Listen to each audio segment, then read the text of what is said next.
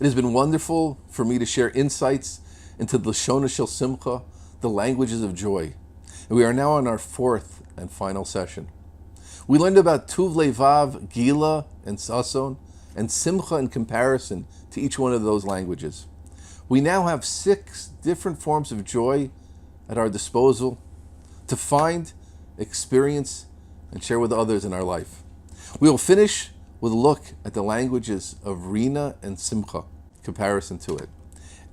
As in Simcha, V'sason, and Simcha and Gila, our guide will be the Vilna Gaon. Chazal say, Simcha b'tzafra, v'rona b'ramsha. Simcha is b'tzafra in the morning, and Rina is in the evening.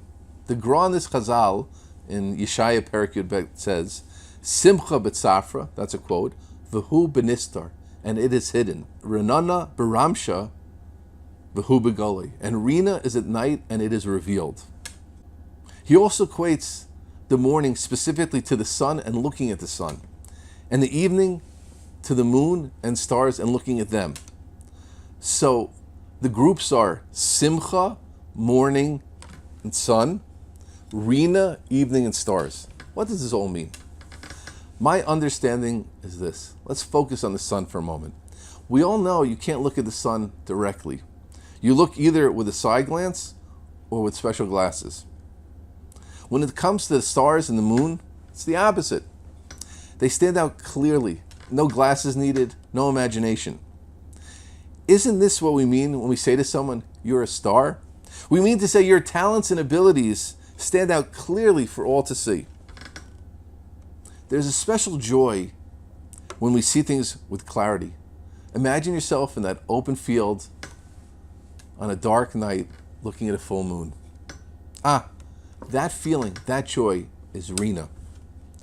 You hear a complete piece of music, understand a whole sugya, grasp all of a well-prepared Dvar Torah from beginning to end. That is a joy of clarity. A star, that joy comes with perception. That's Rina. If so, what's Simcha in this context?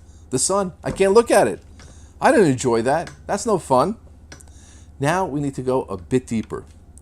There is a joy specifically in unknown things. That tantalizing sense of knowing that there is more here, which I can't properly access yet. There is a big, beautiful, life-giving sun up there over my head. I wish I could look. I wish I could get my head around it. That tantalizing joy, wonderment, how a lamdan feels at the beginning of a new sugya he hasn't yet cracked. If any of you have read about Albert Einstein, this was the man. Sometimes getting totally lost afloat his little boat, wondering what was really going on in the cosmos. Can we feel the joy in that? This is Simcha when it's contrasted to Rina. Of the different Lashonas we have spoken about, this is the most subtle. There's another joy in unknowns, in this Simcha in contrast to Rina. The happiness in seeing potential. Reish Lakish became one of the greatest of the Amoraim. But when his eventual Rebbe, Chavrusa, and brother-in-law, Rabbi Yochanan, first saw him, he was nothing more than a common thief. But Rabbi Yochanan saw the potential. He saw the power. And after seeing Reish Lakish jump over a stream, he exclaimed to him, Chelcha lo raisa, your strength should go for Torah. And he said, if you commit yourself to learning, the hand of my sister in marriage will be yours. What did Yochanan see in him? He saw potential. He saw strength. And I imagine he had a sense of joy in those hidden things. That, I believe, is also what Simcha in Davar Nistar means. Rina, the joy at night when we see the stars, standing out clearly. You're a star. The thing stands out.